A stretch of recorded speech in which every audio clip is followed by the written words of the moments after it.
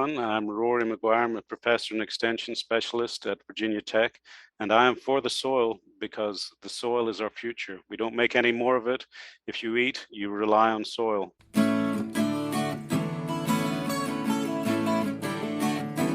Welcome to another episode of For the Soil, a Conversation. I'm your host, Jeff Ishee, and Dr. Eric Bendfeldt with Virginia Cooperative Extension Community Viability is joining us again. And Dr. Bendfeldt, we have a special guest returning today, and the topic is soil health and lawn or turf management. Yes, Jeff, we're very pleased to have Professor Dr. Mike Goatley with us. He's a Turfgrass Extension Specialist at Virginia Tech and serves across Virginia and across the country, and I'm sure he gets questions across the world as well. So very pleased to have Mike with us to talk about soil health, specifically sort of from the turf up. So welcome, Mike. Great to be back with you all. Thank you again for having me. Mike, if you could speak about maybe some of the emerging research that you're involved in. I know it's always evolving, and I was sharing with you earlier that I spent a couple of summers working as a research technician at the Virginia Tech Turfgrass Research Center when my wife and I lived in Christiansburg, and I was a student at Virginia Tech. So, yeah, love to hear what emerging research you're working on. Well, a big part of my research program, Eric, I'm definitely an applied scientist. I do most of my work in the field rather than the lab. And an area in which I really focus on that has probably the most impact for turfgrass managers in Virginia and throughout the Mid-Atlantic is our annual variety recommendation list. We have at any time 5 to 6 replicated variety trials that are taking place in Blacksburg, at the Hampton Roads Ag Research and Extension Center in Virginia Beach. And for over 30 years, we've partnered with our colleagues up at the University of Maryland because, again, this is such a dynamic zone in terms of climate with mountains to the ocean. And then north to south, also having some differences in soils and temperature and moisture, that we have this big geographical triangle of these research plots. And we get together every year with the University of Maryland and put out our recommended and promising list of what we think are the best performers for people to be looking as they're either establishing a lawn or maybe making a renovation. And we'll never offer anybody a guarantee for success because it's just simply impossible to do in this climate. But these are recommended promising varieties that have done the best in our fields, and they've withstood the test of time, and statistically, they kind of pan out to show these are the best choices available. I'm glad Dr. Bendfeldt mentioned research because I have a specific question. As I mentioned in the last episode, lawn management and turf management has kind of become a hobby of mine. It started during the COVID when I had a lot of time on my hand to focus on that topic. But one of the things that has come up in the lawn care community, if you will, is biotech lawn grasses. I'm wondering if you can tell us what is going on in that arena, and I'll go ahead and share what I've heard, is that grass is essentially like a corn plant. They belong, I believe, to the same family, and the goal with grass or lawn turf is to control the height that it grows. And I heard one professor say that the ultimate goal would be that you never need a lawnmower. Your lawn would grow to a certain height and stop. Have you, tell us what's going on? We have, that continues to be the holy grail, Jeff. We keep looking, but there certainly have been improvements, and the selection of grasses that developed for turfgrass uses. So the dream turfgrass would be one that would establish very quickly and then stop growing. And it's like, yeah, I get it. That's what you want. That ain't what you're going to get, because it kind of goes hand in hand that if you grow fast at establishment to stabilize soil, that growth rate pretty much continues. So we're always looking for the balancing act here. And we've come up with new cultivars of turf type tall fescues, which I note that particularly have less growth rate. than others do. And these are all things we tell people to look at a website that's called the National Turfgrass Evaluation Program, where we take data and we post it there, and you can get on there. And if you can't sleep at night, you want something to put you to sleep, start looking at column after column of turfgrass performance data, which growth rate is part of that, which is presented. So we're working on that, Jeff. But that again, we're trying to find one. The best thing I can do right now is tell people this is pretty much species dependent. And several years ago, I did a trial with headstones that simulated Arlington National Cemetery right in the front of the Turfgrass Research Center.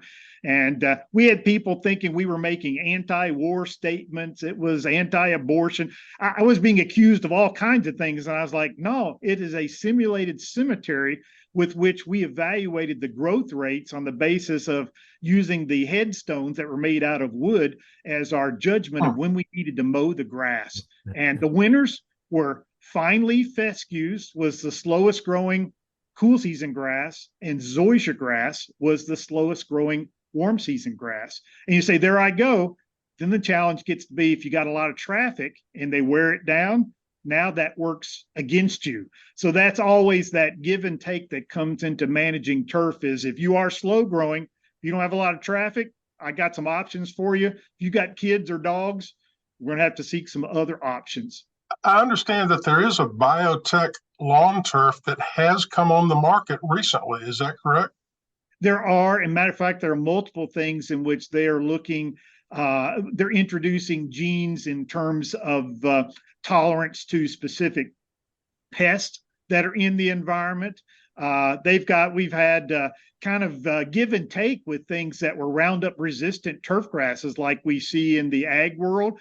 And those have been available for 20 years, but I think, and this is just a Goatley opinion, I think they kind of hit the market too soon because there were other variables that hadn't been considered, and that kind of came out and got pulled back. But we actually have naturally occurring grasses which have quite a bit of glyphosate tolerance in that previously mentioned fine fescue category that we tell people Mother Nature brought a lot of that by herself without the geneticists even getting involved.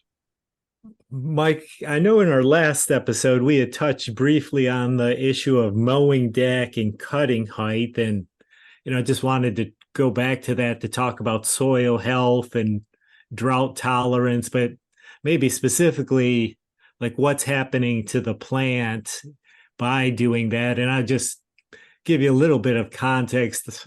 My wife and I have owned our property for going on 21 years, and I mowed our lawn. It's a tall fescue, fine fescue, bluegrass, and quite a mixture, and mowed it at 3 inches for the longest time, but have been gradually raising the mower deck, and I raised it up to 4 inches. And then our neighbor, when I was away, she was cutting it at 4.5, and it looked even better. So then I've raised my deck up to 4.5, thinking particularly during these summer months that would probably be important to, have more surface area for the grass. I'd like to hear your thoughts on soil health and drought tolerance, but what's happening with the plant and the roots? You are absolutely right in all those assessments, Eric. My thinking and my recommendation for homeowners would be I kind of use Memorial Day as my target for when I want to see people managing cool season grasses to have their cutting heights, if not at the highest level, but heading in that direction, because that is going to allow that plant to continue producing the deepest, most extensive root system possible. And that's always our mistake, is that you can have the great looking lawn that you've mowed at 1.5 inches, 2 inches back during the spring, and it tolerates it just fine in the spring, but we know what's following spring, and that's going to be the heat and possible drought of summer. And if you don't have a root system, that grass is going to crash and burn. It just simply is, it's in the cards for you. So I want to see people raise those heights around Memorial Day, keep them as tall as they can withstand. Some people just simply won't tolerate it, but your comment about the color, the performance, the health, it's always going to be better for a taller turf during the summer months. And then about time we get to Labor Day, if you say, I'm tired of having this really tall lawn, I'd like to go to something a little more manicured, a little more neat, you want to drop your mowing heights now down at that time of year, get to the fall, I think that makes sense. We certainly can do that. It won't harm the plant. The other thing about mowing, Eric, is I tell people, put those clippings back into the lawn. That's nothing but free fertilizer for the turf. It's building up organic matter that the microbes are going to be slowly but surely breaking down. Don't bag it. Don't put that stuff in landfills. Let's put it to use for us. This area of the conversation, by the way, we're talking with Dr. Mike Goatley, professor and turfgrass specialist at Virginia Tech. And Mike, this area of the conversation reminds me of an extension agent who once told me when it comes to lawn care, if the turf doesn't shade the weed will shade the turf. So have you heard that, I'm sure? Yeah, it's absolutely true. Dr. Askew is our turfgrass weed specialist, and I think he opens up every presentation in some form or fashion talking about the best weed control in a turf setting is a thick, dense, healthy turf. And a taller turf almost always is going to be the way that you achieve that, because weed seed are always germinating. And if they can't get the light that they need, then they are going to very quickly die. So it's purely the physics of how much radiant energy can reach that. And we basically starve those weed seed to death as they emerge. We've got about 5 or 6 minutes remaining in this episode, and I'd like to focus, if we can, Dr. Bendfeldt, on soil health with lawn care. And let's address those homeowners who have maybe a large lawn, maybe an acre or perhaps more, and they want to improve the soil health. Go through it step by step. Can they go down to the big box store and buy a truckload of bagged topsoil, or just kind of take us through the process of large lawns? The trouble with it, Jeff, is what you said about large, just in terms of pure volume, about how much product you need. So I don't disagree with you for a second, but it really takes a dedicated homeowner to go out and tackle an acre to make amendment applications. But the things that can be done, it starts with a soil test. If you don't know what your pH and standard phosphate, potash, those types of levels are, and you just keep throwing fertilizer at it, that's a lost cause. It's going to have a very difficult time. You can't overcome those limitations. So get a soil test done and see what needs to be done there to improve it. I've spoken before about the value of compost, and the compost sources that are easy to handle. They certainly have advantages to work with, but this could be for people that even have access to things that back in the day when I was doing work with people from poultry farms, and we would take what they call the deep stack litter. I always tell people it's not the most scientific approach, but I always said, hey, if you had something you wouldn't mind putting your hand on and picking it up and saying, that's okay. I think that's fair game to make the application to a lawn, and you would drag that in maybe behind a tractor pulling an old piece of chain link fence or something like that to break it up and distribute it. One of the biggest mistakes we see made is, as good as that is, people always have this impression that if a little bit is good, more has to be better. And boy, I've seen some mistakes this year where people have heard me talk about this value of a 1/4 inch of compost application every year. It really is great. And they think, well, if a 1/4 is good, can you imagine what an inch would be? And Jeff, I had a person this year that actually applied, they sent me a picture, 4 inches of compost. They buried their lawn, and now they're wondering why it's not working. And I'm like, well, that's too much of a good thing there. And I'm like, we actually got to get rid of some of that material. So that's the type of thing, is follow what the recommendations are. A little bit goes a long way. Absolutely nothing wrong with compost topsoil applications. Just the trouble is purely how in the heck do you provide that much? Small lawns, much easier to work with. Same concept works in large lawns, but yeah, just a challenge to get it out of those large areas. And Mike, within that too, I know there's more and more concern about pollinator habitat and biodiversity, and specifically bee populations. And, how do you find the balance there? And we had talked a little bit about some of the challenges with establishing a legume in the lawn. If you could speak to that. Yeah, if you got clover and you're trying to meet pollinator surface activity, then by all means keep it. And generally speaking, Clover doesn't need nitrogen, of course, because it being a legume, it's always fixing nitrogen on its own.